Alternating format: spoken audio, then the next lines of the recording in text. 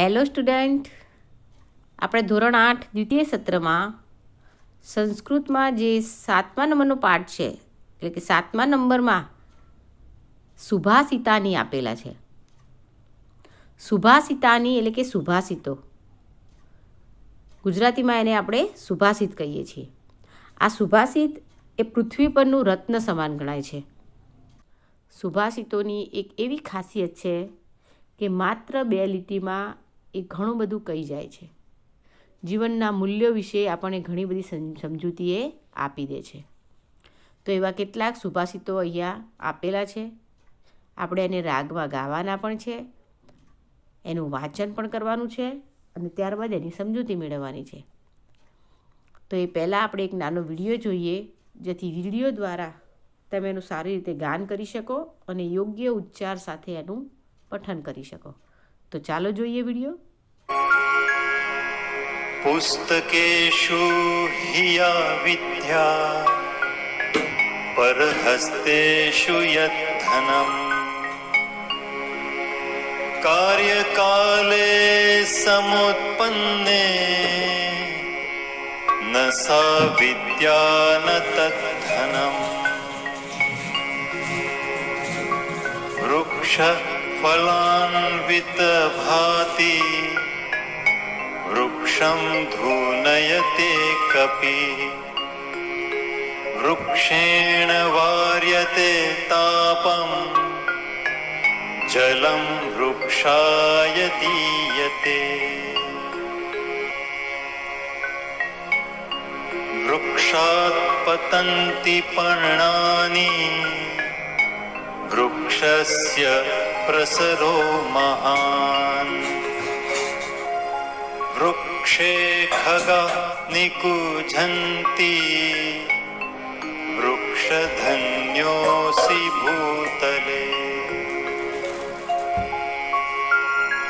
ન કશ્ચિત કસ્યચિત મિત્રમ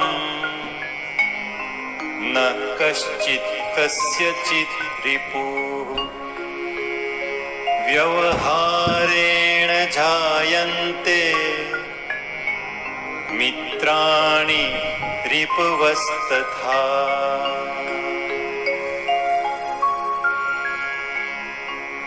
પિબન્તિ નદ્ય સ્વયમેવ નાંભ સ્વયં ન ખાદન્તિ ફલાનિ વૃક્ષા નાદન્તિ સસ્યં ખલુ વારિવાહ પરોપકારાય સતાં વિભૂતય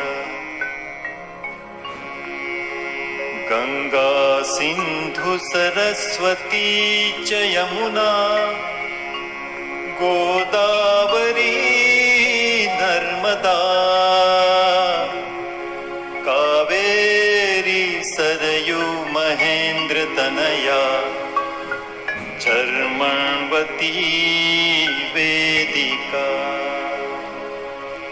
ક્ષિપ્રા વેત્રવતી મહાસુર નદી ખ્યાતા જયા ગંડકી પુસ્તકેષુ હિયા વિદ્યા પરહસ્તેષુ યદ્ધનમ કાર્યકાલે સમુત્પન્ને ન સા વિદ્યા ન તદ્ધનમ. ભાવાર્થ: જે વિદ્યા પુસ્તકોમાં રહેલી છે અને જે ધન પારકાના હાથમાં રહેલું હોય છે, તે વિદ્યા અને તે ધન જરૂરિયાત ઊભી થાય ત્યારે કાંઈ કામમાં આવતા નથી. સમજૂત: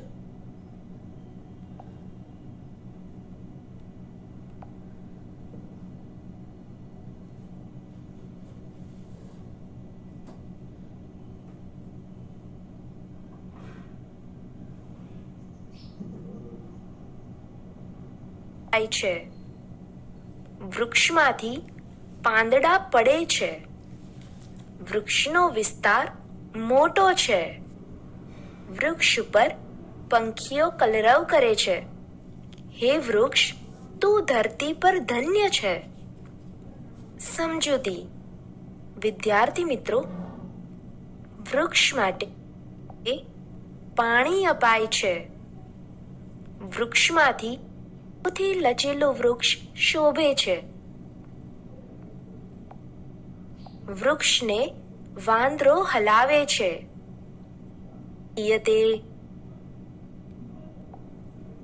વૃક્ષાત પતંતિ પર્ણાની વૃક્ષસ્ય પ્રસરો મહાન વૃક્ષે ખગાઃ નિકૂજન્તિ વૃક્ષ ધન્યોસી ભૂતલે. ભાવાર્થ: ફળોથી લચેલું વૃક્ષ શોભે છે. વૃક્ષને વાંદરો હલાવે છે. વૃક્ષ વડે ગરમી દૂર કરાય છે.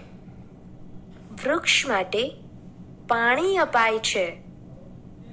વૃક્ષમાંથી પાંદડા પડે છે.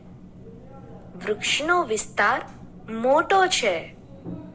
વૃક્ષ ઉપર પંખીઓ કલરવ કરે છે.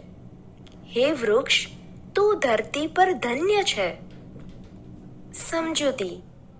વિદ્યાર્થી મિત્રો, આ શ્લોકમાં વૃક્ષ અને તેના ઉપયોગ વિશેની માહિતી આપવામાં આવેલી છે.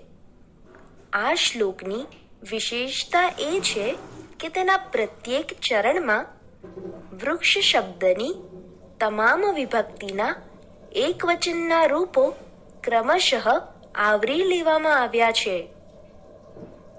ન કશ્ચિત કસ્યચિન મિત્રમ ન કશ્ચિત કસ્યચિદ રિપુઃ વ્યવહારેણ જાયન્તે મિત્રાણી રિપવસ્થિતા. ભાવાર્થ: કોઈ કોઈનો મિત્ર નથી, કોઈ કોઈનો શત્રુ નથી. વ્યવહારથી જ મિત્રો અને શત્રુઓ બને છે. સમજૂતી. વિદ્યાર્થી મિત્રો, આ શ્લોકમાં લોકો આપણા મિત્રો અને શત્રુઓ કેવી રીતે બને છે તે સમજાવવામાં આવ્યું છે. ખરેખર કોઈ જન્મથી જ કોઈનો મિત્ર કે શત્રુ હોતો નથી. આપણે જે લોકોની સાથે સારો વ્યવહાર કરીએ તે લોકો આપણા મિત્રો બને છે, અને જે લોકોની સાથે આપણે ખરાબ વ્યવહાર કરીએ છીએ તે લોકો આપણા શત્રુ બને છે. આમ આપણા વર્તન અને વ્યવહારથી જ લોકો આપણા મિત્રો અને શત્રુઓ બને છે. તેથી જ તો જેમનો સ્વભાવ સારો હોય છે તેમના મિત્રોની સંખ્યા પણ વધારે હોય છે. માટે આપણે હંમેશા સૌની સાથે સારો વ્યવહાર કરવો જોઈએ. પિબન્તિ નદ્યઃ સ્વયમેવ નામ્ભઃ સ્વયં ન ખાદન્તિ ફલાનિ વૃક્ષાઃ નાદન્તિ સસ્યં ખલુ વારિવાહાઃ પરોપકારાય સતામ વિભૂતયઃ. ભાવાર્થ: નદીઓ પોતે જ પોતાનું પાણી પીતી નથી. વૃક્ષો પોતે ફળો ખાતા નથી. વાદળો ખરેખર પોતે ઉગાડેલું અનાજ પોતે ખાતા નથી. સજ્જનોની સંપત્તિ પરોપકાર માટે હોય છે. સમજૂતી. વિદ્યાર્થી મિત્રો, આ શ્લોકમાં નદીઓ, વૃક્ષો, વાદળો તથા સજ્જનો દ્વારા પરોપકારનો મહિમા વર્ણવવામાં આવેલો છે. નદીઓના પાણીનો ઉપયોગ બધા કરે છે, પણ તે ક્યારેય પોતાનું પાણી પીતી નથી. વૃક્ષો પર ઉગેલા મીઠા ફળો બધા ખાય છે, પણ તે ક્યારેય પોતાના ફળો ખાતા નથી. ખેતરમાં ઉગેલું અનાજ બધા ખાય છે, પણ જે વાદળોમાંથી પાણી વરસવાને લીધે અનાજ ઉગ્યું છે તે વાદળો ક્યારેય પોતે ઉગાડેલું અનાજ પોતે ખાતા નથી.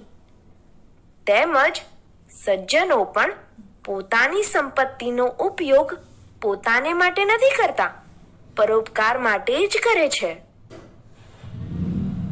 ગંગા સિંધુ સરસ્વતી ચ યમુના ગોદાવરી નર્મદા કાવેરી સરયુ મહેન્દ્ર તનયા ચર્મણવતી વેદિકા, ક્ષિપ્રા વેત્રવતી મહાસુર નદી ખ્યાતા જયા ગંડકી, પૂર્ણાફ પૂર્ણજલૈઃ સમુદ્ર સહિતાઃ કુર્વન્તુ મે મંગલમ. ભાવાર્થ: ગંગા, સિંધુ, સરસ્વતી, યમુના, ગોદાવરી, નર્મદા, કાવેરી, સરયુ, મહાનદી, ચર્મણવતી વેદિકા, ક્ષિપ્રા, વેત્રવતી, મહાસુર નદી પ્રખ્યાત જયા અને ગંડકી, આ બધી ભરપૂર પાણીથી પૂર્ણ નદીઓ સમુદ્ર સાથે ભળીને મારું મંગળ કરો. સમજૂતી. વિદ્યાર્થી મિત્રો, ભારત ભૂમિમાં આવેલી વિવિધ પવિત્ર નદીઓનો ઉલ્લેખ આ શ્લોકમાં થયેલો છે. ભારતના વિવિધ વિસ્તારોમાં વહેતી ભરપૂર પાણીથી ભરેલી નદીઓ એક થઈને સમુદ્રને મળે છે. તેના દ્રષ્ટાંત દ્વારા આ દેશમાં પ્રાચીન કાળથી એકાત્મતાની વિશિષ્ટ ભાવના વ્યાપ્ત થયેલી છે તે દર્શાવવામાં આવેલું છે. આમ જો આપણામાં રાષ્ટ્રીય એકતાની ભાવના હશે તો જ આપણું મંગળ થશે તે વાત અહીં સમજાવવામાં આવેલી છે.